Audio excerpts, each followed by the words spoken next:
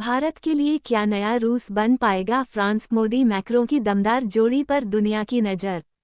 Cricket world cup के रोमांच के बीच भारत वैश्विक कूटनीति के वर्ल्ड कप में भी टॉप फॉर्म में है। प्रधानमंत्री नरेंद्र मोदी के नेतृत्व में भारत ने मल्टी अलाइनमेंट नीति के तहत रूस, यूरोप, अमेरिका और फ्रांस के साथ संतुलित व मजबूत साझेदारियां बनाईं।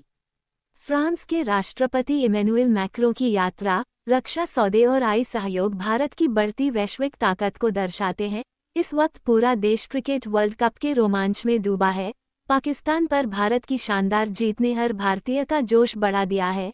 लेकिन इसी बीच एक और वर्ल्ड कप खेला जा रहा है, वैश्विक कूटनीति का वर्ल्ड कप, और इसमें भारत की टीम टॉप फॉर्म में नजर आ रही है।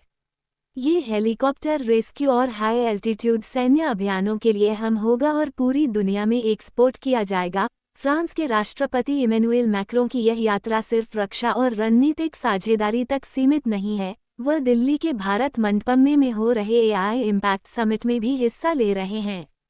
प्रधानमंत्री नरेंद्र मोदी के नेतृत्व में भारत आज उसी आत्मविश्वास के साथ फ्रंट फुट पर खेल रहा है जैसे क्रिकेट के मैदान पर टीम इंडिया। खास बात यह है कि इस कूटनीतिक वर्ल्ड कप में भारत हर दिशा में रन बना रहा है और एक के बाद एक बड़ी जीत दर्ज कर रहा है। वो तस्वीर याद कीजिए जब अमेरिकी राष्ट्रपति डोनाल्ड ट्रंप भारत पर दबाव बना रहे थे और प्रधानमंत्री मोदी चीन में आयोजित स्को शिखर सम्मेलन में हिस्सा ले रहे थे।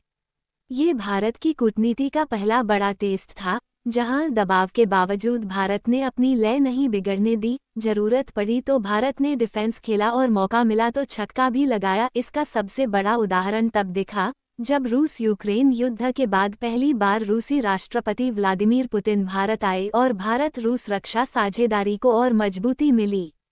उस वक्त कई लोगों को लगा कि भारत पश्चिमी देशों को नाराज कर रहा है, लेकिन भारत ने साफ कर दिया कि उसकी नीति मल्टी अलाइनमेंट की है, जहां सभी दोस्त हैं लेकिन कोई किसी के दबाव में नहीं। यूरोप और अमेरिका के साथ भी बड़ी जीत।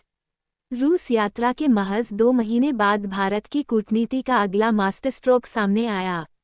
यूरोपीय आयोग की अध्यक्ष उर्सुला वॉन डेर लेन और यूरोपीय परिषद के अध्यक्ष एंटोनियो कोस्टा इस बार गणतंत्र दिवस के मौके पर बतौर चीफ गेस्ट भारत आए और Bharat EU free trade agreement का ऐलान हुआ, जिसे मदर ऑफ ऑल डील्स कहा गया। इसके ठीक एक हफ्ते बाद अमेरिका ने भारत पर लगाए गया 50% टैरिफ घटाकर 1% कर दिया, जो चीन, पाकिस्तान और बांग्लादेश से भी कम है। ये भारत की एक और बड़ी कूटनीतिक जीत थी।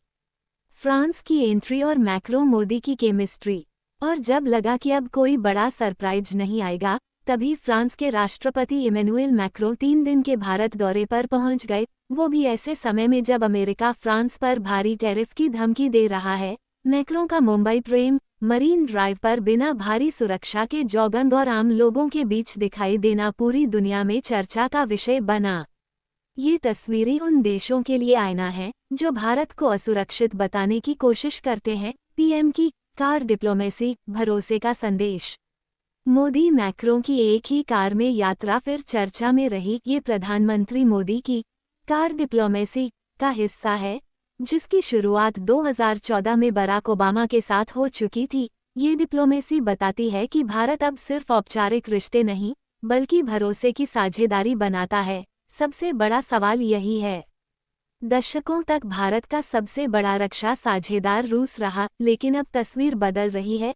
Stockholm International Peace Research Institute SIPRI के आंकड़ों के मुताबिक 1999-2012 में भारत के रक्षा आयात में रूस की हिस्सेदारी 70-80% थी, लेकिन 2020-24 में ये घटकर 36% रह गई, जबकि फ्रांस 33% के साथ दूसरे नंबर पर पहुंच गया है।